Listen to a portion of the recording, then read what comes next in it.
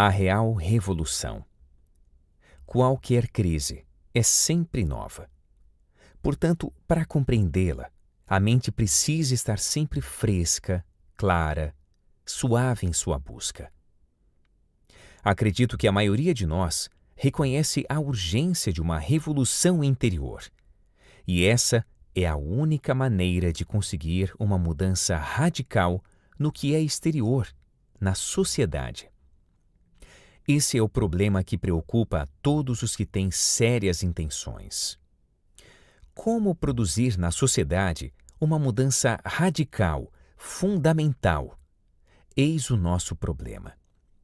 E essa mudança do exterior não pode acontecer sem antes ter ocorrido uma revolução interior. Uma vez que a sociedade é sempre estática, qualquer ação, qualquer tentativa de reforma sem essa revolução interior torna-se igualmente estática. Assim, sem essa constante revolução interior, não há esperança. Porque sem ela, a ação exterior se torna repetitiva, habitual. A ação do relacionamento entre você e um outro, entre você e eu, é a sociedade. E enquanto não acontecer essa constante revolução interior, enquanto não acontecer uma transformação psicológica criativa, essa sociedade se torna estática, não tem qualidade de vida. E exatamente pelo fato de não existir essa revolução interior constante, que a sociedade está se tornando cada vez mais estática, cristalizada, e, portanto, vem se fragmentando constantemente. Qual o relacionamento que existe entre você e a miséria, entre você e a confusão? Certamente essa confusão, essa desgraça, não se criou por si própria. Você e eu a criamos. Não foi uma sociedade capitalista, socialista ou fascista, mas você e eu a criamos no nosso relacionamento um com o outro. O que você é interiormente tem sido projetado no exterior, no mundo. O que você é, o que você pensa e o que você sente, o que você faz na sua vida diária, tudo isso é projetado externamente. E isso constitui o mundo. Se somos infelizes, confusos e caóticos no nosso interior, pela projeção, tudo isso vem a ser o mundo, a sociedade. Porque o relacionamento entre você e eu, entre eu e um outro, é a sociedade. E se o nosso relacionamento é confuso, egocêntrico, estreito, limitado, nós projetamos isso e trazemos o caos para o mundo. O mundo é o que você é. Então, o seu problema é o problema do mundo. Certamente esse é um fato básico e simples. No nosso relacionamento com um ou com muitos, parece que sempre esquecemos esse ponto. Queremos produzir alterações através de um sistema ou através de uma revolução de ideias e valores baseada num sistema, esquecendo que somos nós que criamos a sociedade, que produzimos a confusão ou a ordem, dependendo da forma como vivemos. Sendo assim, é preciso começar pelo que está perto, ou seja, devemos nos preocupar com a nossa existência diária, com os nossos pensamentos, ações e sentimentos diários, que se revelam na maneira pela qual ganhamos a vida e no nosso relacionamento com as ideias e as crenças. Isso é a nossa existência diária. A revolução na sociedade deve começar pela transformação interior, a transformação psicológica do indivíduo. Ora, se há uma revolução social, isto é, uma ação visando a estrutura exterior do homem, por mais radical que seja esta revolução social, sua verdadeira natureza é estática se não houver a revolução interior do indivíduo, sua transformação psicológica. Portanto, para se criar uma sociedade não repetitiva, não estática, não sujeita à desintegração, uma sociedade sempre viva, é imprescindível que haja uma revolução na estrutura psicológica do indivíduo. Porque sem a revolução interior, sem a revolução psicológica, a simples transformação do exterior tem muito pouco sentido. Isto é, a sociedade está se tornando sempre cristalizada, estática, e por isso está em constante desintegração. Por mais leis que se promulguem e por mais sábias que elas sejam, a sociedade continua sempre no processo de decomposição, porque a revolução deve acontecer interiormente e não apenas no exterior.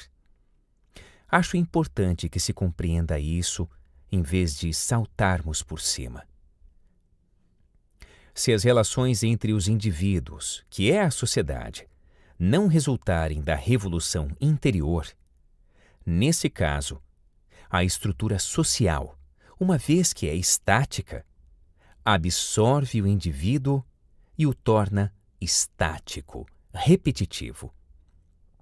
Percebendo e reconhecendo o extraordinário sentido desse fato, não há mais questão de concordar ou de discordar.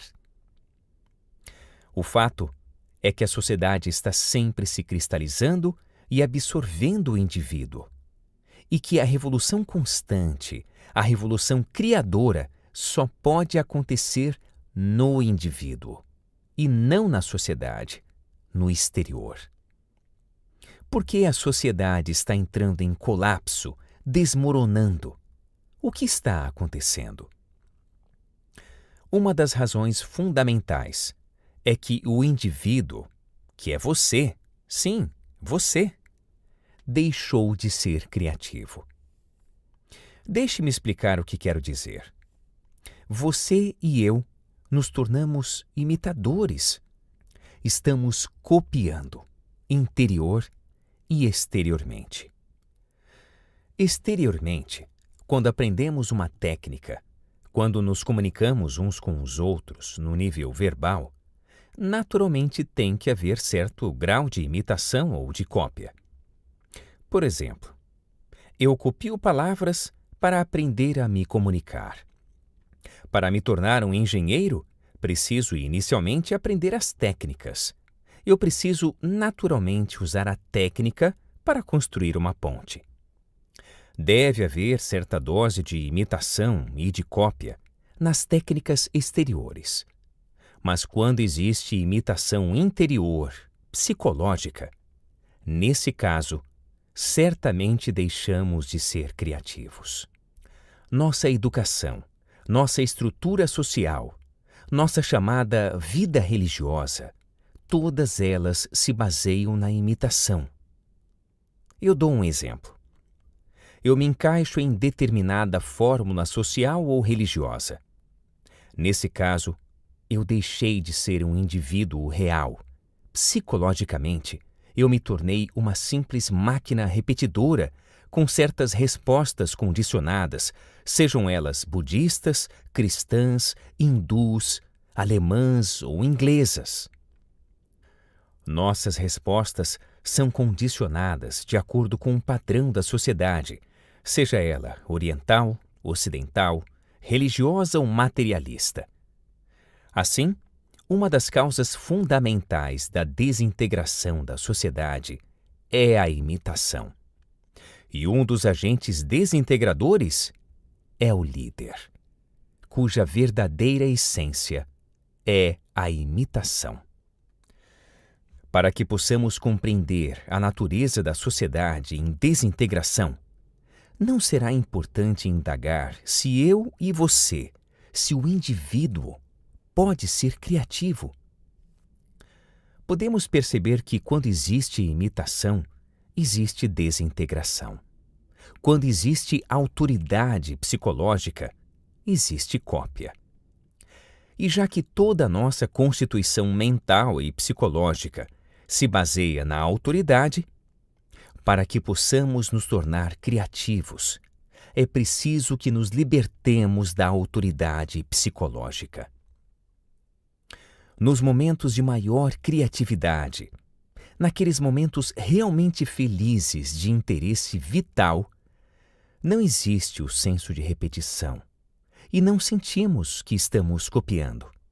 Vocês nunca perceberam isso? Esses momentos são sempre novos, diferentes, criativos e felizes.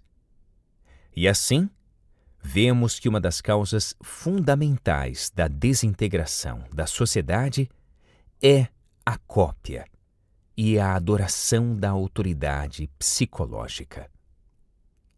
Jiddu Krishnamurti, A Primeira e Última Liberdade, 1968.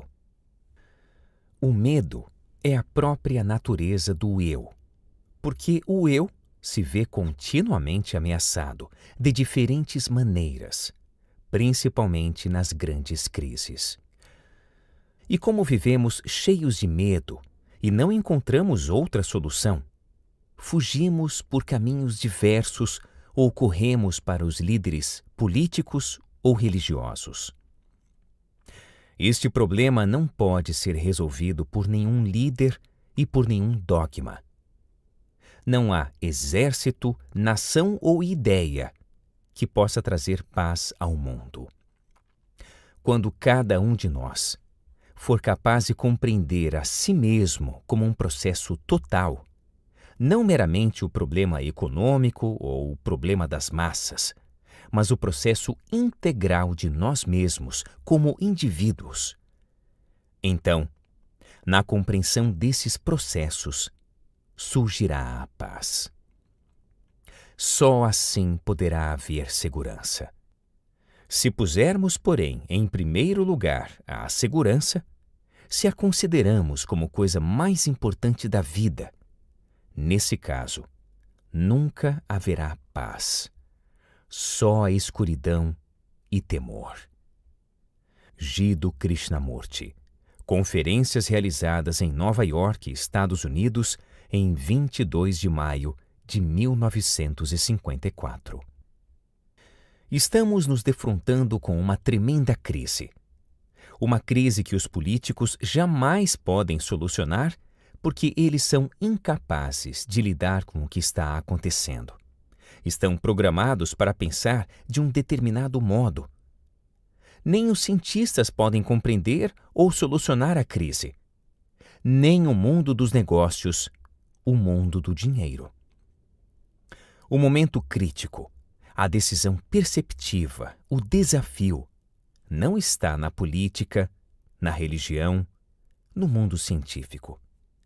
Está na nossa consciência. O problema não é mudar a sociedade em absoluto. E nós sempre disparamos em falar sobre mudar a sociedade para uma boa sociedade, uma grande sociedade e tudo mais. Eu acho que o problema real é: pode haver uma mutação real na mente humana? Essa é a questão real. Quando isso acontecer, a sociedade cuidará de si própria. Jiddu Krishnamurti, A Real Revolução. Edição e adaptação, Álvaro Connor. Narração, Márcio Simão.